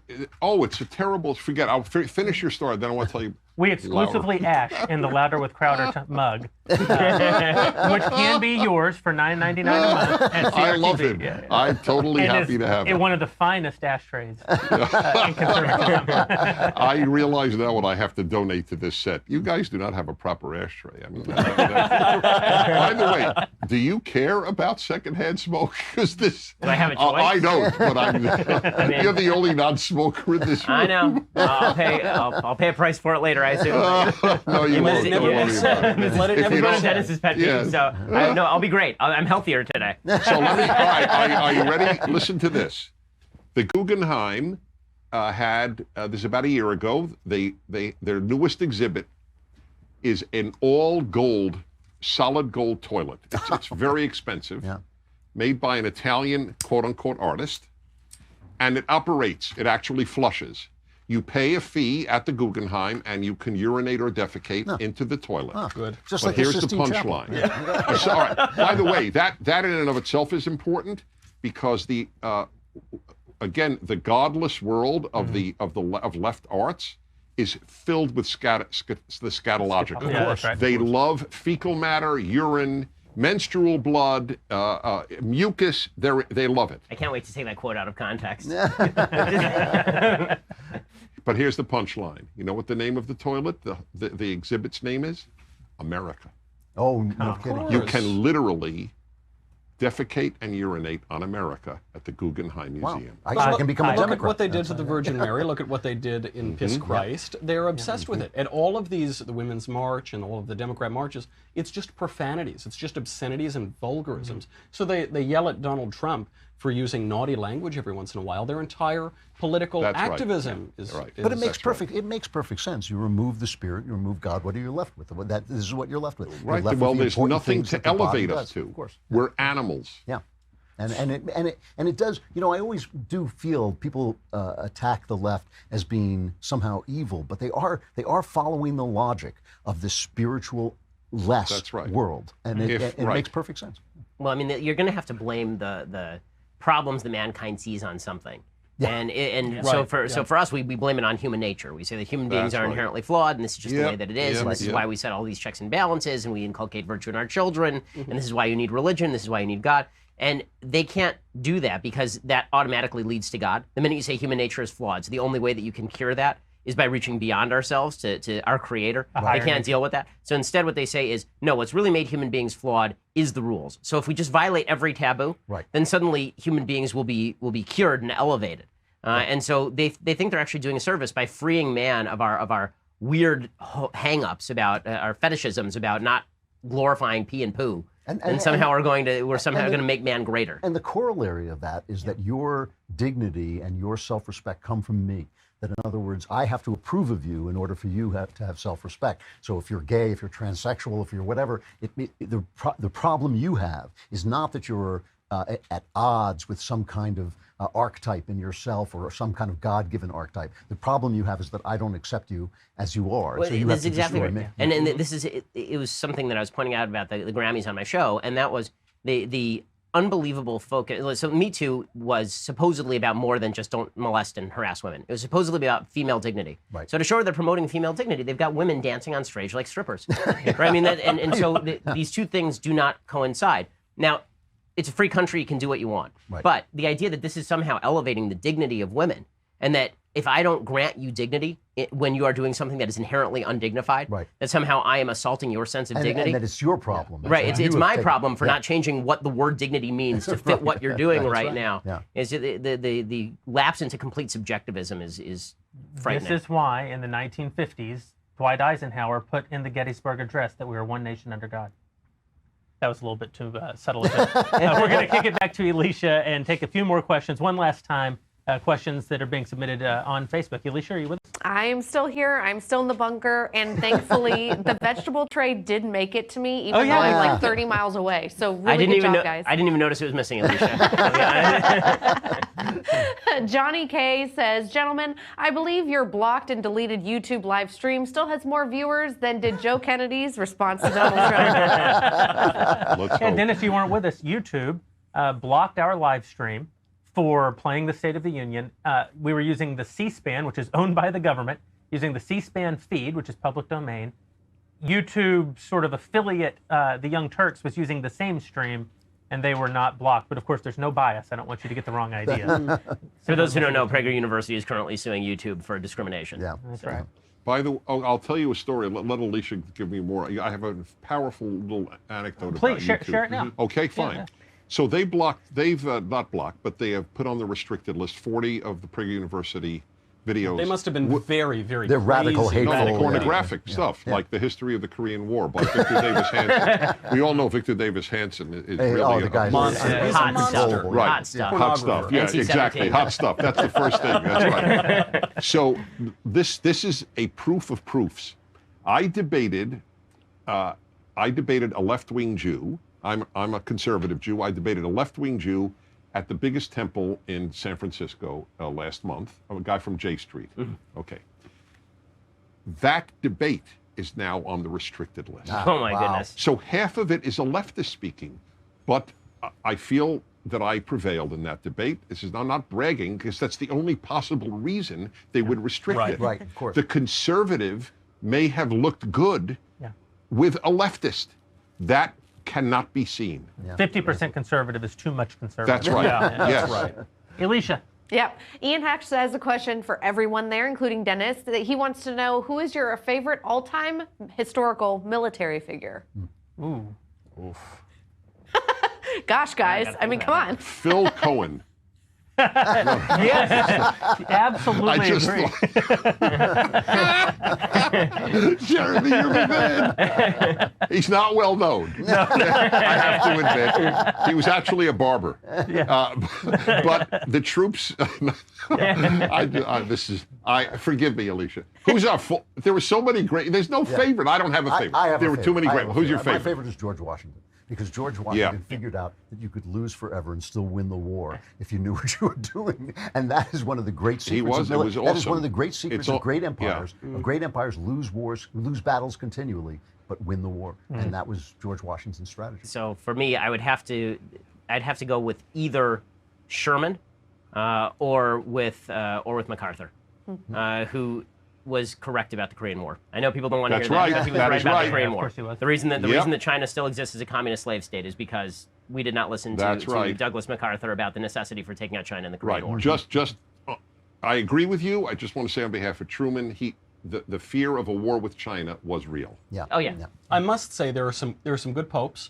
There was the Battle of Lepanto, the Battle of Tours. There were the First Crusade. But I'd actually like to give it to Winston Churchill.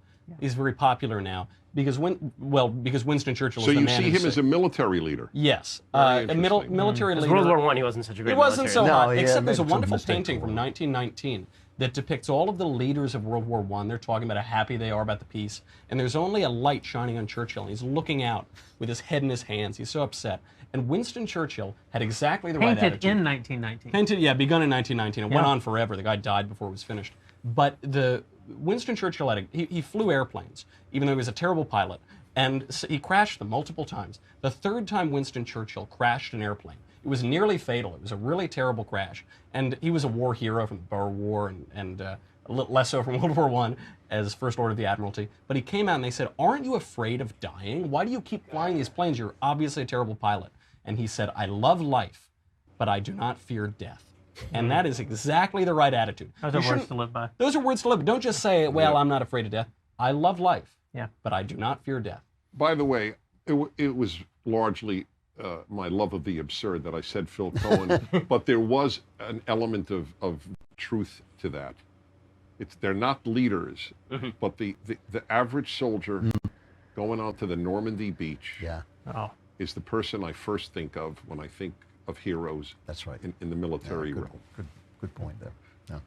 All right, Charles has a question for Dennis. Mr. Prager, which room in your estimation is nicer? The God King Jeremy Boring's headquarters or your home library where you film your PragerU fireside chats? Wow, that's a great question.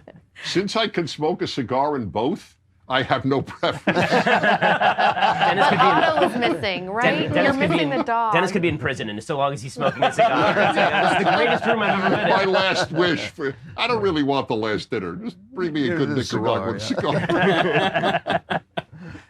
This question is from Colby, and it's for everyone in the room. What books would you put on a mandatory reading list for college students? I have a list, by the way, at DennisPrager.com. Elisha, I have a list, and I'll just give a couple, okay? Because you guys, please, thanks. So the fact that I'm hesitating is a bad sign. The Bible is so magnificent, but it needs to be understood. It's like you can't read Shakespeare today without a commentary. And let me make a plug. I've never plugged a book in my life. This is a cause, not a book. Nobody writes a commentary on the Bible to make a lot of money. So I'll start with that. On April 2nd, my 130,000 word commentary on the book of Exodus is coming out. Wow. And to explain its greatness. Beyond that, Man's Search for Meaning by Viktor Frankl changed my life. In high school, I realized we only have one ultimate freedom.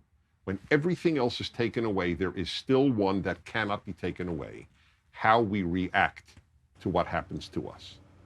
You can't choose cancer. You can't choose to be hit by a drunk driver. You can't choose to have troubled parents or troubled children or whatever. But you can choose how you react. So I'll put those in. That's terrific. Ben and I were having this conversation recently because of a little secret project we're working on here. And we had a similar concern about the Bible. I mean, certainly the book of Genesis and the book of John are two seminal works. To understand Western civilization, you need to understand Genesis and John. And I'll say that long before we knew one another, I listened to your teachings on Genesis that you did at University of Judaism, and it was really helped shape a lot lot of my thinking about that means our a lot relationship to me. with Thank God. you. But it is difficult to point people to the Bible without any kind of anchoring. That's why I commentary. hope that this will inaugurate. I'm doing the first 5 books, and Exodus. I started with Exodus, I'm angry. I've been not asking Genesis. you for a review copy, and you're not going to give it to me until it's already out.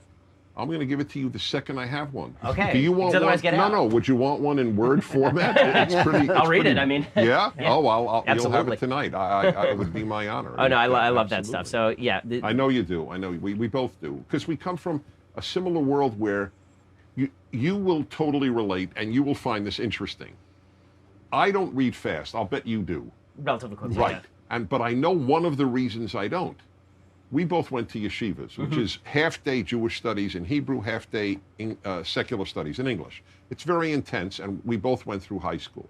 Different ones, obviously, and even at different times, if you can tell. But but there was a brilliant way of learning. Why does it say this and not this? Right. Yeah. Right? I read newspaper articles like that. Why did the New York Times use this word but not this word? And it slows me down, but I really understand what's going on by doing that. I'll give you one example. Bruce Hershenson gave this example. Fidel Castro was always the Cuban leader, but a right-wing dictator in Nicaragua or Dominican Republic was a dictator. Right. There were no communist dictators in the New York Times. Right. There were only right-wing dictators. I don't think we should leave out. I mean, I would definitely put the Bible and Shakespeare, and I would trust people to find their way back, to the commentaries. And, in other words, I think that if you read the Bible with an open mind and you don't go in with the perversely anti-biblical mentality of the new Yeah, atheist right. school, who are just going in to just be angry But at the in a Bible. way, but in a way, I think that you just said something important, because I was going to suggest that you guys read a lot of nonfiction. I read fiction, and I find truth in fiction. I'm a storyteller. I'm a Hollywood guy. When you say the Bible and Shakespeare, I think you are providing a commentary on the Bible. That's right. Shakespeare is a commentary. of course. True Good enough for fiction. Lincoln. But right? I also True fiction leads you to the truths. But I of- also think we could not leave out some Plato and Aristotle, and specifically the Plato Symposium. But that does need Aristotle's commentary. You Nicomachean can't- Ethics. These have to be taught, I think. Yeah, they do have to be. I mean, it's the truth. I guess what I'm picturing when we were asked this question, It's like I'm in a picturing class, what should be a desert assigned. island, sort of where we have nothing else but this. What would I start with? And it would be this. Right, I mean, because when it comes to books that I would just start with that don't require commentary, I'd start with like Economics in One Lesson by Henry Hazlitt, maybe A History of the American People by Paul Johnson. So you're going things down. That, but see, because this lost is the stuff that you can read foundation. on. But this is stuff that you can read on your own and understand. But in terms of kind of foundations of Western civilization, of course, if you're going to start with the basics, but you require a teacher. I mean, all this stuff requires a Rav. I mean, in the Jewish, in sort of the Jewish parlance, to learn Plato, Aristotle, it's very difficult to learn on your own. I know because I'm doing some remedial reading of it now. Yeah. And it really is something that has to be commented upon and taught. And even if you read Natural Right and History by Strauss, which is a commentary on this stuff, you need a commentary on Strauss in order to understand Strauss. Are we Certainly leaving? Strauss. Yeah. Are we leaving out the obvious reasons to vote for Democrats? Well, this would be my contribution. But that really needs a teacher. It does need a teacher. I also it looks Deathless like a tome blank of human page. wisdom. Someone really does have to guide you. I am here for you, and I would also a lot of books aren't taught anymore. They used to be. They would be taught. So Dante, I think, is not taught as much. I think the comedy offers as much as anything. They're all whites. They're too white. That's why they're not Dante's a taught. little swarthy. All right, fair enough. But I would say about some of Machiavelli. these philosophers, it is worthwhile. These philosophers are tough. I mean, reading Kant is almost Impossible. Yeah. Right. So it's sometimes. I'm not sure it's No, Plato's Ethics are real. not. I have to say. I'm not sure. I'm not sure the struggle is No, really. I'm not sure it is either. I think you're almost better off reading Will Durant's summary of various philosophers and their main points than actually he was struggling great. through the word by word of some of this stuff. I would argue I'm not sure with it's true for Aristotle, by the way, who's actually pretty terse, right? I would mean, argue- Nicomachean would argue Ethics the is pretty. Symposium and the Ethics are very basic, very dramatic, and quite clear, and that you can. Those are the foundations. You can't have the Jenga tower starting at the top. I mean, I totally agree. without I mean, having the bottom. not only do I agree with this, I'm writing a book on it right now. you So I are? mean, Symposium. this is my Right. actual book starts with. On what?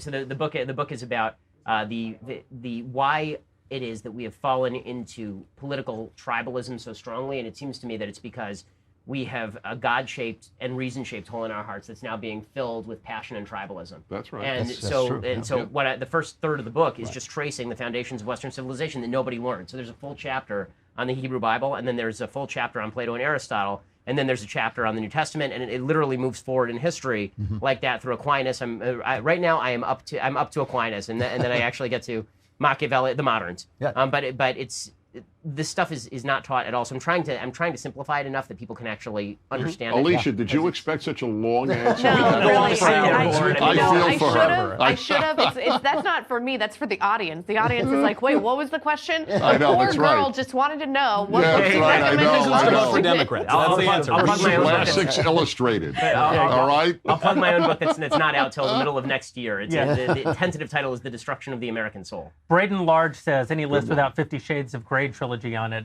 Oh yeah, no, absolutely. I So forgot true, about that. so Yeah, that true. slipped my mind. Okay, final question is from Melissa, and she has a question for Dennis and Andrew, the most wise gentlemen in the room. She says she actually calls oldest, you I mean. she calls you wise elders. I mean, hey, that's in the Bible. We're supposed to respect you, right? We meet at the show every Yes. Friday night. That's correct. Melissa says, why oh why have you lived in California for so long? When does it become too wacky a state to live in? That's a great question. That is an excellent question. I think one of you I think made the point, and maybe I know it wasn't me. That's all I could say, and I never want to take credit for an idea that isn't mine. That's another thing we learned in yeshiva, right? But somebody pointed out that Southern California is really the hotbed of young and resurgent conservatism. Yeah. I mean, all of our groups and our own selves are just examples of it. So it's an interesting phenomenon. I can't fully explain it. Of course, because fire refines. I'm sorry? Fire refines. We're all Right, but hardened New by York our is fine, and well, they have City Journal, they have some good stuff, but I will, but and San Francisco doesn't have any of this, so it's Southern California. But I will say this: the truth is, I love it here. I hate to admit it, but I do, and I bet you do too, to a large extent. And you know what? There are a lot of wonderful people here. That's the thing. There really are a lot of wonderful people, and also I'm a big believer that without friends, it's very hard to navigate life. That's true. And my friends are here. Oh, here we disagree. So why would I leave? Your friends are not here? No, I don't have friends. But his true colors coming out. We're his friends, but he doesn't acknowledge it. I have a slightly different answer. I am a person who loves the countryside. I love being by myself. I love being out in the wilderness. And yet, used to winter in New Hampshire. And yet I have spent most of Connecticut. And yet I've spent most of my life in coastal cities. And the reason for that is I am a culture guy. I'm a culture creator, and I'm someone who believes in fighting for the culture. And one of the things that drives me crazy about conservatives is they want to affect the culture, but they don't want to get the mud of the culture on their hands. And I believe in being part of this enterprise, and the culture is created, no matter what anybody thinks, it's created in LA and it's created in New York. And even though I am not always comfortable in these cities, I'm really comfortable in these businesses that thrive here, doing what you do, even if it means fighting my corner, which I don't mind. I give a little speech sometimes to young conservatives who want to move into politics or entertainment. And they're usually in the groups that I tend to speak to, young Christian, idealistic, often homeschooled. And I often tell them that the three most corrupting influences ever devised by man are wealth, power, and fame. But we all hope to wield those very powers in some way in service of our values. And one of the things that I caution them about is you will be scarred. You know, Moses didn't get to enter the land of promise, and I think we've all burned our fingers a little bit with our pursuits, but at the same time, God's put us in a position where we've been able to wield them on behalf of what's good.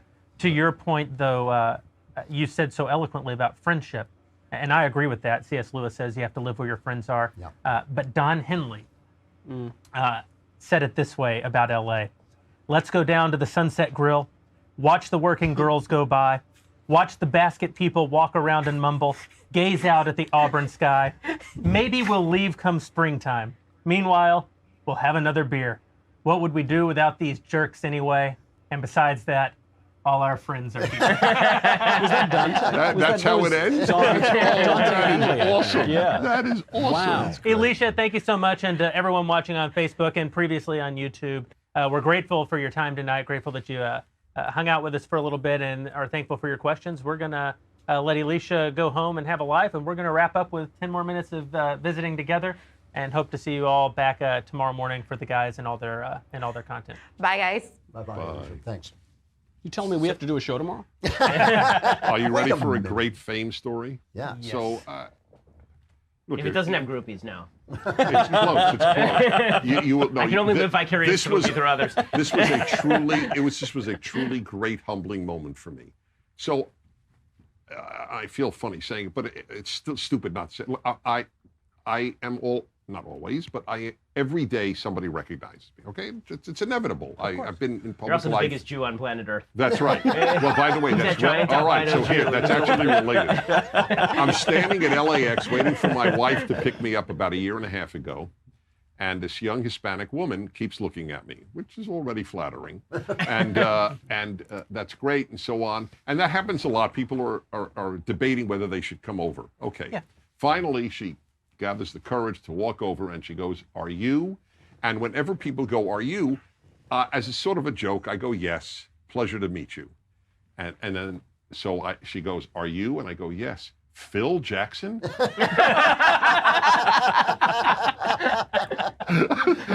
I had to spend 5 minutes explaining I don't walk around saying I'm Phil Jackson.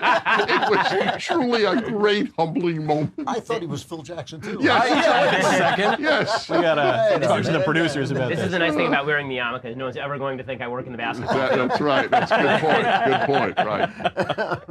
One of the great comments on Facebook that I saw a second ago was, Prager and Shapiro in the same room is like having the white and green Power Ranger on the same episode. It is true. The Who and the Who?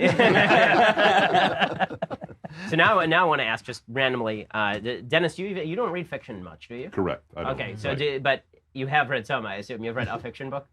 Oh, of course. I mean, you can't graduate high school without having, or in college. And by the way, I love great fiction. I just had to make a decision at a given point.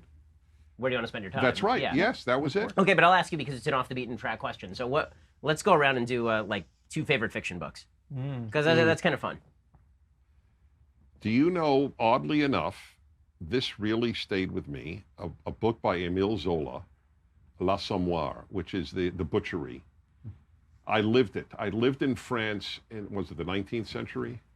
And it made a deep impact. And here's another one that people probably never heard of. It's probably, because I specialized in communist affairs. I was at the Russian Institute at Columbia, and I studied Russian. I've been to almost all the communist countries. And here's a novel which absolutely competes with 1984 to explain what life is, an Animal Farm, what life under communism is like. It's one of the least well-known books of Ayn Rand, We the Living. Yeah, I've read that. Oh, yeah. Sure. Yeah. That really gives you an idea of what life under communism is like. Yes, no question. Okay, Drew, since you're the most well-read person in the room when it comes to fiction, I think by a long shot. Yeah. Well, I mean, I always say that the novel that affected me most, by a long shot, is Crime and Punishment. I was Mine 19 too. the first Same time. thing. I was 19 the first time I read it. I was surrounded by the new relativists who were just rising up, the new multiculturalists, and Dostoevsky basically makes the case through an incredible, great mystery suspense novel. He makes the case that there is a moral fabric to the world, that Kant was right, there was a moral law within and a starry sky above, and those are the two realities. And I read that book, and I remember putting it down and literally putting my face in my hands and thinking, that's right. That's undeniable. You cannot deny that. And it changed the course of my life. It turned the ship of my life toward Now I'm gonna give you a gift that will bowl over any Russian. Okay. You ready? This is Crime and Punishment in Russian. Преступление и наказание. As I always say. Gesundheit. Did Dennis Prager collude with the Russians? I don't want to start the FBI investigation. I blew it. And since we're doing 2 books, only recently, I read this like 2 years ago, the most entertaining novel I have ever read. I'm a slow reader. I think I may be a little dyslexic. I'm so slow. This book is 1,400 pages long. I read the last 400 pages in a single day, and that is The Count of Monte Cristo. That's a great book. Yeah. It's been a great book. Dumas is fantastic. Dumas is fantastic. Alexander Dumas, guy's amazing. Yes, he's so great. But this book is so entertaining because it starts out as a typical, what we call swashbuckler, a typical swashbuckling adventure, and then it becomes this deep meditation on the romance of revenge. And it's really a book about how revenge belongs to God, and yet it's so Have you compelling. seen the movie version with Jim Caviezel? Is pretty good. I hear it's pretty good. It is yes. pretty good. I like that movie a lot, actually. But Guy Pearce is I've the waited bad and waited guy. because this book just blew my mind. I mean, I love his stuff. He's really terrific. He's wonderful. He's really And that terrific. book, I think, Did you know his story about Alexander Dumas? He was not paid by the word; he was paid by the line. So he actually, What was Dickens paid by? Dickens was supposedly paid by the word, but he was actually paid by the installment, I think. But the story about Dumas is that he would write characters who would only say these very short lines of dialogue, like one-word dialogue, specifically in order to pad his count. And so when the newspaper came back to him, because all these things were serialized, when the newspaper came back to him and said, "We're no longer going to pay you by the line," he killed off one of his characters. He said, "There's no purpose for this character anymore," so he just got rid of it. The writer's life. By the way, I have to say, on the right. crime and Yeah, line, punishment thing, line. I got off one of the best tweets I've ever gotten off, and no one got, of course, was there was a story about in Russia, a dog shot its owner, like got a hold of the gun and shot its owner. And so I tweeted out something like, and I want to get the wording correct. It was something like, "Why would a good dog let bad things happen?" You know, the wonderful thing about Crime and Punishment is it is an answer to Nietzsche, but Nietzsche hadn't published anything yet. And Dostoevsky did this continually. He saw communism coming. He was a seer. He was a genuine seer. And he saw this argument coming down the pike, and he answered it before anybody made it. Okay, Do you Knowles, have a favorite translator, by the way? Yes, Do you the pay latest attention? one. I Constance can't forget their Garnett? name. No, Constance Garnett is really dated, and she also would cut anything dirt. She was like a nice Victorian maiden, and she would cut anything sexual out. The newest one it's by a married couple whose name I don't remember, but it's by a man and a woman, is excellent. are they the ones who just translated War and Peace also? I think so. Yeah, yes, it's a great they did. translation. It's really, a great really good. Yes, and their Crime and Punishment, which I read only a couple of years ago, is great. So Knowles, you actually read books. You don't just not write them. Occasionally, I read them. Yeah, I read more than I write. That's for sure. I hate to be the poor man's Andrew Klavan. My favorite novel is Crime and Punishment. I thought I was the poor man's Andrew. Just a poor man. The one I would recommend that isn't read a lot, but I think is really good, is I Promessi Sposi by Manzoni. It's a novel. You're an ass. I know. It's a very conservative book. It's a book that will never be taught because of that. It's the betrothed. It's about the betrothed. It's a wonderful. It's a famous song. Yeah. It's a wonderful novel, and not a soul reads it other than people who read Italian. But it's really good. You should definitely read it. It's much beloved. Yeah, I've only read about 5 or 6 novels in my life, and that's a good one. One of my favorite novels is also one of your favorite novels, and I don't want to steal it because it's a better your favorite novel than mine. I'm going to go with a popular piece of pulp fiction, modern fiction, because it affected me at a young age in the same way that Crime and Punishment affected you, in that it helped shape my view of the world when I was in a theologically and politically formative time. And it's by a living author named Stephen Lawhead, and it's called. It's just. Oh no! You get to claim this one. You recommended it to me, so obviously this is yours. It's actually a trilogy of books about Arthurian Britain called The Pendragon Cycle. Yeah. And I read this when I was 18 years old. I had an overnight radio station on today's hit country, KLLL. And as I was playing... Where was that? In Lubbock, Texas. Metropolis. Oh, that's right. You're from Lubbock. That's right. Yeah. And I read these books, which were really about the collapse of Romanism in Britain and the beginning of Christianity. And I recommend them, Ben, you've read them. They're very good. They really help teach me about what motivates people. And I think that's what great fiction can do. That's what great film helps us understand what our motivations. I'll brag on Klavan for a moment and say that I think, Andrew, where your fiction is at its best is when you write the internal monologue of a man, what he actually is thinking about. Jeremy when and I he's want to moved push you to action. actually give up the thriller writing and just write a book that is an internal monologue. Because it would be Of a man. I'm not joking at all. Not joking in the slightest. It's so insightful. That's why your book, The Great Good Thing, is so good, because it basically is that. It's just your internal monologue. So I mean, if you did that.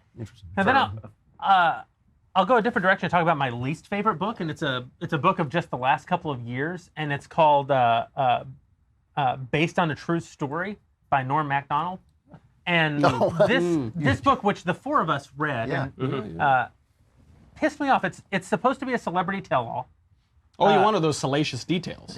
Yeah, and the only actual telling all that he does is a story about him going to prison, which I don't even think is true. I don't know. And the big reveal that Rodney Dangerfield got no respect. So I feel like this is the worst book. Give us more on Carrot Top. No, the worst book is Reasons to Vote Democrat by Michael. But it's short. Thorough. It is short. It's a quick read. I mean, I'll say that for it. But while a terrible memoir, as novels go, Based on a True Story is the funniest thing I've ever read. It is one of the funniest books funniest thing I've ever read. I'll put a plug in for, in terms of funniest things I've ever read that aren't fiction, Adam Carolla's first book, In 50 Years We'll All Be Chicks, is hysterically funny. Yeah. But as far as favorite novels for me, my anti-communist novel, since we all have an obligatory one, is Darkness at Noon by Arthur Kessler, great which book. nobody's read now. It's amazing. No, it's like it a is really wonderful short, novel. quick read, and it's just fantastic. Moby Dick was my favorite book for many, many years because I think that if you're a religious person, you haven't gone through the struggle of why does God do what he does, which of course is the same theme as Crime and Punishment, or really more of Brothers Karamazov, then you haven't been a religious person. Like, the great myth about religious people is that we don't think about these things all the time, the whole day. It's when you talk to people, like when I'll debate Sam Harris, and when we'll talk about atheism, and he'll act like the problem of theodicy has never occurred to religious people. It's just. Forgive me, I have to tell you this quick anecdote. I was invited, to their credit, by the American Atheists, the biggest atheist organization, to debate their head in Minneapolis a number of years ago. During the debate, I looked at the audience, all of whom were atheists, and I said, would you raise your hand if anything ever happens, like the birth of your own child, that ever even prompts you to question your atheism? Not one hand went Wow, up. wow. Yeah, that's a great story. And then I said, you know, I've never been with a religious person who didn't question their faith. That's a great story. Yeah. No, this is question. Right. This is right. You don't. Atheists are significantly more religious than religious people. Like this, I actually said this to Sam Harris in the debate. I actually said to him, "You're a more religious person than I am, and I'm the one on stage wearing a yarmulke." So Moby Dick is up there. The pasteboard mask speech. If you haven't read the book, the speech where Ahab talks specifically about how he sees Moby Dick as a pasteboard mask, and if he can pierce through the pasteboard mask and get at God. I mean, the whole story is really about him trying to take revenge on God for having sent this whale to cripple him, and it's just fantastic. So I love that book. There's a book that my Arthurian book is actually T.H. White's Once and Future King. The second half of that book is fantastic. The first half's a little long, but the second half is really great. But a book that nobody knows, but I recommended to Drew, and you liked it, was Every Man Dies Alone by Hans Fallada, which is a little-known German author who lived under the Nazis, was imprisoned under the Nazis, and the entire book is about this couple. It's just fantastic. It's about this couple, this older couple whose son was in the German army and has died in the German army, and now that couple is trying to figure out a way to kind of live with each other, and they're so angry that their son has been killed in Hitler's war that they decide that the only way they can stand up against this is to put out these pamphlets, these propaganda pamphlets, anonymously, just in the middle of the public thoroughfare. And the whole thing is about how they're drawn closer together as human beings by fighting for this cause, even though they know that the cause isn't going to do any good, and they know that this is in essence futile. But they fall in love with the romanticism of the cause, and it really is. It's great writing, actually. It's a weird book because it's such a bleak story, but it's really uplifting. You finish it and you're like, wow, this works. I know. I love that feeling. I mean, it's rare that it's like a Shakespearean tragedy. Like you finish a Shakespearean tragedy and there's something about it where you don't feel like this is. I'm trying to remember the name of the Walter Kerr. The former critic for the New York Times. So he wrote a book called Comedy and Tragedy, and what he said is that comedy in the end is slightly depressing, and tragedy in the end is slightly uplifting. It's kind of like Brawl in Cell Block 99, right? It's uplifting. Oh my God, I can't believe you made me watch that. So we've been live on the air for 4 hours now, and there are still 2,000 people braving it with us, and I feel like it would be a disservice to keep them up too much longer.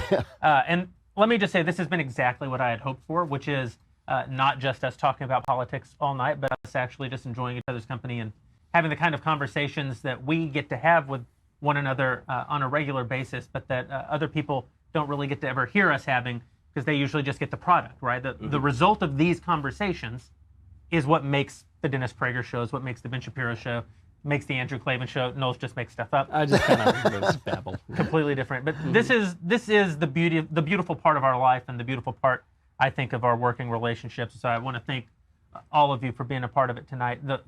I do think that we should end with a political observation, since that is our MO. And so if we could just go around and very briefly, the speech tonight, I think we all have similar feelings about State of the Union generally. But what do we think is coming? You know, that's the number one thing that people want to know when they ask us questions in the thread and elsewhere. They want to know what we think is coming. You know, people, especially in this media environment, don't feel like they're getting a straight answer, and they feel unsettled. They don't know what's coming. We don't know what's coming either. That's not our purview. But what is the political season? What's in front of us? Where do you think that Trump's next move is going to be? And is it something that people on our conservatives should look forward to or be concerned about? You're looking at me? I'm looking at you. I know what's coming, actually, and I never predict the future. More hate. The left yells at us for hate. Was there a word of hate said, at least since I've been here or heard you guys before? They yell at us for hate, but I never hear the hate that they're talking about. I don't know where is it? I guess I'm oblivious to it, but I don't see it. I don't hear it. They hate us, all of us. It's not just Trump. They wouldn't hate Pence. They wouldn't hate Cruz. I mean, please. They hated George W. Bush, the Mr. Compassion. The nicest guy ever. They hated Mitt Romney. The cleanest person ever. Yes, I mean, he is frighteningly so. Yeah, it makes me look like a sailor, yeah. That's right, exactly. That's a good way of putting it, actually, now that I think of it. But that's what's coming. Yeah. And we never try to shut them up. No, we don't. And look, I'll just end with this. Whenever I talk privately with Republican congressmen or senators, I have the same exact message. You are not when you run for office, you are not only running, you must not only run against your opponent. You must explain to the voters the left is destroying Western civilization, generally, and America specifically. That's why you have to vote for me, even if you don't like me. Because this party, the Republican, with all its fools and flaws and everything, is the boy with the finger in his dike. The left doesn't give a damn about retaining America as America. And if you say that, that's powerful. Do you agree with, ask every Republican should ask the person they're running against, do you agree with Congressman Kennedy that if we build a wall, you'll tear it down? They will, that is, I want to know your answer, my worthy opponent here in Missouri. That's what needs to be done. The big issues, you must get onto the big issues. And that's the only way that we have to educate Americans about the threat that they pose. And so, I obviously agree with the 30,000-foot analysis. What's going to happen next tomorrow morning is Trump's going to tweet something, and we'll stop talking about the State of the Union. I think that the next thing that happens this week, because I have a better track record of predicting what happens this week than 3 months out, and Michael Knowles has a check to prove it, among others, many others. I think that the memo, the release of this House Intelligence memo, which is going to happen later this week, is going to blow all of the coverage of the State of the Union off the map. Sure. Everybody's going to be talking about the State of the Union for the next 30 seconds. As soon as we sign off, that's pretty much it. And then the memo, Trump apparently wants to release this memo, and so we're going to get a giant fight over a memo whose underlying intelligence no one in the public has read. And this, I think, is deeply troubling. I think that people want the fight more than they want to know what the fight is about anymore. And we have to, this is why I agree with Dennis, that we have to get back to fundamental principles. But that also requires a certain level of intellectual honesty. So before I consign the entire FBI to the flames of perdition and say that everything the FBI is doing on anything, or Special Counsel Mueller, that all of that stuff is nonsense, I want to see all the information come out. So I think that we, not only as conservatives, but just as decent human beings, we should say, let's see all the information, let's call lies what they are. The idea that Trump-Russia collusion, there's been no evidence to prove that whatsoever. But let's also wait for all the information to come out, because if we don't, we're going to get dragged into a really nasty partisan fight, particularly over the next couple weeks, with the Democrats releasing their memo and Nunes releasing his memo, and none of the underlying material being released into the public. And we're going to hear Republicans claiming that the FBI needs to be shut down, and Democrats You'd like the president to declassify the 5. I want the president to declassify as much of this as humanly possible, so we can get to the bottom of this, and then we can actually determine what's real and what's false. And by the way, it's quite possible that the FBI did nothing wrong in launching the investigation, but still came up with nothing. Right? It is quite possible that that the FBI was compromised on Hillary, but not compromised on Trump-Russia. It's possible they were compromised on everything. But what I'd like, and I think where conservatives are going to be safe, is not by making bets on stuff that we don't know, but simply by saying things that we do. And right now, we just don't have enough information to say what's going on yet. I think, just as my role in our group, I have to take a somewhat broader cultural view. I think we are in a strangely beautiful moment.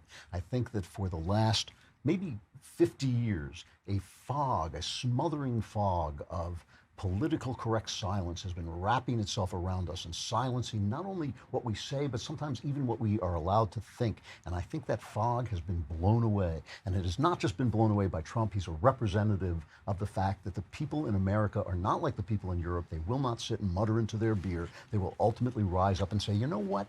You're lying. We won't lie. We're not going to tell lies. And suddenly it has become all right to speak the facts again. Not, as you say, Dennis, not hateful facts. It's not hateful to say that terrorism is inspired by Islam. It's not hateful to say there's crime in black neighborhoods. It's not hateful to say that men and women are different. It's simply the truth. It's hateful not to say it. It's hateful not to say it, because keeping the truth from people simply makes them enraged over time. I think what's strangely, why I say this is a strangely beautiful moment, is because it's like lancing a boil. There's a lot of pain involved in the truth that has been hidden suddenly coming out. And you notice it in this very moment with this FBI thing. It's painful for me, for you to see an organization. I've worked with FBI people as a reporter. They're usually incredibly competent, incredibly talented people. I feel deeply for the little guy in the Atlanta bureau who's busting some criminal who's now stained by what happened in the Obama administration. This boil has to be lanced. And I think that a lot of the pain that we're feeling, a lot of the division we're feeling, is a good thing. It's letting this poison out, this poison of silence, this poison of lies that we have been surrounded by. And people like us, we only have our little corner to fight, but we are saying what we mean. We're saying what we think. And that was not happening 10 years ago. And that's an amazing thing. It's a beautiful thing. And I try to keep that in mind because I understand the divisions are painful and the exposure of the truth is painful. But what we're going toward, I think, is actually a good thing. More honesty, more truth, and more simple reality. I agree with all of that. I think it's quite important to be, especially going off what you've said, Dennis, it's important to be wise as a serpent and innocent as a dove. Yeah. The Democrats are innocent as serpents and wise as doves. Many times, Republicans, they may have been wise as doves. They're innocent as doves. They haven't captured what reality is throwing at them. And what we saw tonight in this speech, what we saw in how Donald Trump played the Democrats and forced them into a corner, is that I think this guy is wise as a serpent, and I think he's innocent as a dove from this first year that we've seen from him in a very political sense, and I think that's very encouraging. I leave the speech hopeful. Using the word innocent with regard to President Trump is in a political sense, I'm using it. Yeah, it's a little stormy. Yeah, I think everyone, I agree largely with what everyone said. I would add to your concern about lancing the boil, though, Drew, that it's not only the truth being revealed that's painful, but the process by which truth is currently being revealed is also painful. I think for people like Ben and I in particular in this company, that's been one of the biggest challenges over the last year, is that Trump is a blunt instrument, and I don't think that he is necessarily motivated by the things that motivate the five of us, the philosophical things that motivate the five of us, the values that motivate the five of us. But by this weird moment of providence, he is largely being used to advance the things that motivate us. And I don't say being used as though he's a puppet. That's not what I mean to imply. I think it's far more complicated than that. I think, for example, that Donald Trump's history has been far more left than his presidency has been. I think that if Chuck Schumer and Nancy Pelosi hadn't been reactionary partisans, they probably could have made deals with him early in his presidency, and he would have been happy to have signed deals that would have made many of the people who supported him on this couch very upset. But strangely, he is the man of this moment, where their inability to grab an advantage for partisan reasons created a framework in which Trump has operated as a great advocate of our policy preferences. What concerns me from the speech, obviously the same things that concern everyone here, the talk about paid maternity leave, talk about $1 trillion infrastructure spending.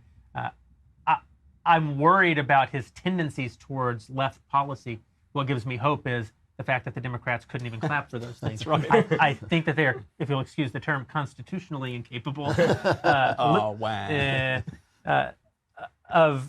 of making deals with him, and that leaves us in a great position where we could see.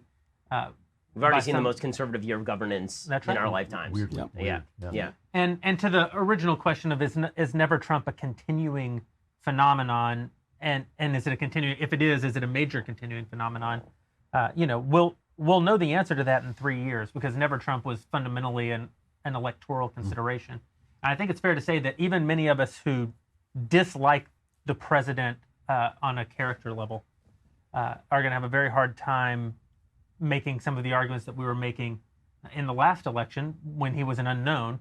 I didn't see any reason to be confident that he would advance our policy agenda. The proof is in the pudding. So far, he really has advanced our policies, and that definitely has to change the calculations. The other thing that changes the calculation, even on the character side, is that Trump has been the president. And so if your fear was he doesn't have the, if you say he doesn't have the character to be president, well, that's no longer right. That's no longer true. Right. You don't have to speculate about the damage or the benefit. The damage or the benefit will be there, and then you can make a call. Yeah, that's exactly right. So I think a lot of the things that have divided us as Republicans over the last 18 to 24 months, I think we're going to see the party consolidating more and more back to its old sort of framework, not necessarily changing all of our opinions about Trump, but changing our view of what Trump means in the moment in which we live. Again, thank you to everybody who tuned in for the last 4 hours. I want to thank the guys. If you want to catch us, you can come over to thedailywire.com. We'd love it if you'd visit us. Love it even more if you would subscribe, and especially Dennis Prager for joining us. The Dennis Prager Show, nationally syndicated, and Prager University, named after his uncle Murray. Thank you guys very much. That was precious. The American dream is Donald Trump.